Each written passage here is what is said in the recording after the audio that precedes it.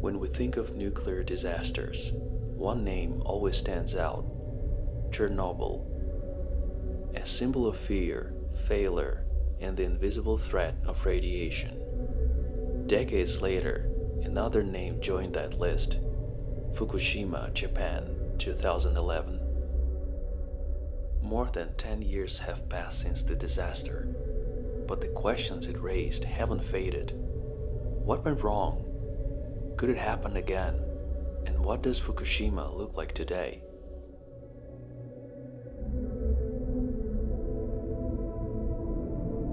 It all began with a natural cataclysm. A massive earthquake with a magnitude of 9 struck off the coast of Japan. It was so powerful, it was felt even in Tokyo. The reactors at the Fukushima Daiichi nuclear power plant shut down automatically as per protocol. Systems functioned properly and disaster was averted. At that stage, everything went according to plan. But 40 minutes later, a tsunami hit, and that marked the beginning of a real catastrophe.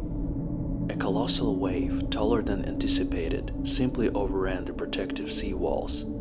Seawater flooded part of the plant, including the buildings housing the backup diesel generators, essential for cooling the reactors in case of a loss of external power.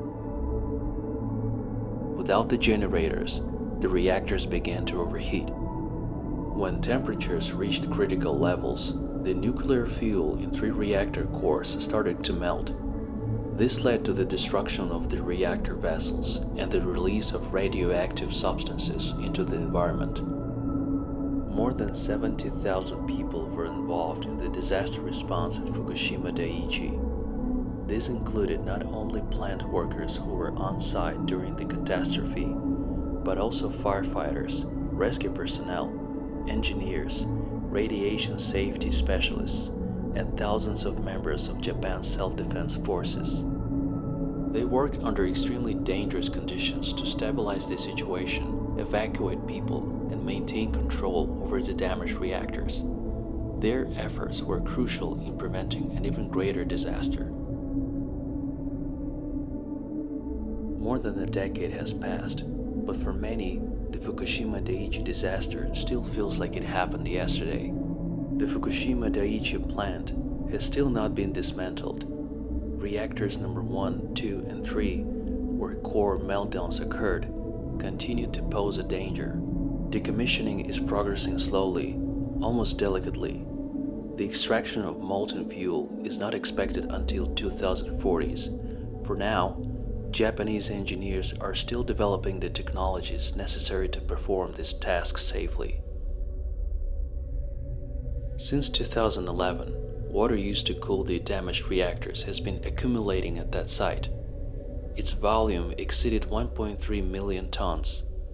In 2023, Japan began the gradual discharge of this treated water into the ocean, stating that tritium, the only remaining radionuclide, is harmless at such concentrations. The International Atomic Energy Agency confirmed that the discharge is safe, but this still sparked protests both domestically and internationally. Fish exports took a significant hit, and local fishermen complained that despite official assurances, no one trusts their catch anymore. Today, Japan is building concrete sea walls along the coast designed to withstand the destructive waves. This is not just an effort to rebuild, but an attempt to defend against future disasters. These fortifications have become symbols of a new era, but even alongside these walls, one can still find bags filled with contaminated soil. Immediately after the disaster, over 160,000 people were evacuated from a 12-mile zone around the plant. Many left for good, but starting in 2017, areas began to reopen, including Naraha, Akuma, and Futaba. Futaba is a special case. It is one of the hardest hit and most controversial locations in the region. Today, it is a city of contrasts. On one hand, new homes built specifically for returning residents. On the other, streets frozen in time since March 2011. It feels as if time has stopped. Everyday objects, scattered belongings, calendars, still on the wall. Many buildings remain damaged from the 50-foot wave. What couldn't withstand it? Wood, concrete, still lies where it fell.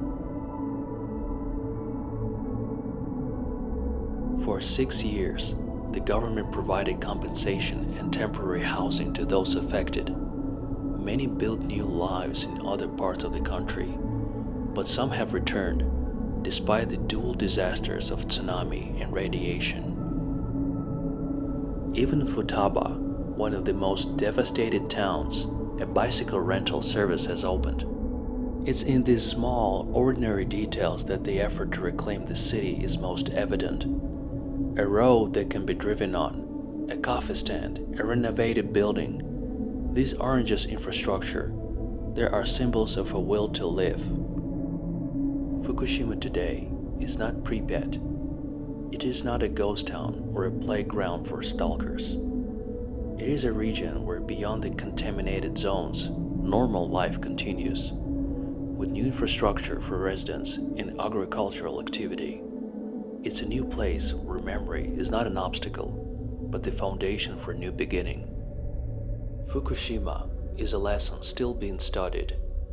It is a land of pain and resilience for the Japanese people who had to abandon their homes. And most importantly, it is a symbol of stubbornness and hope, which refuse to let tragedy be the end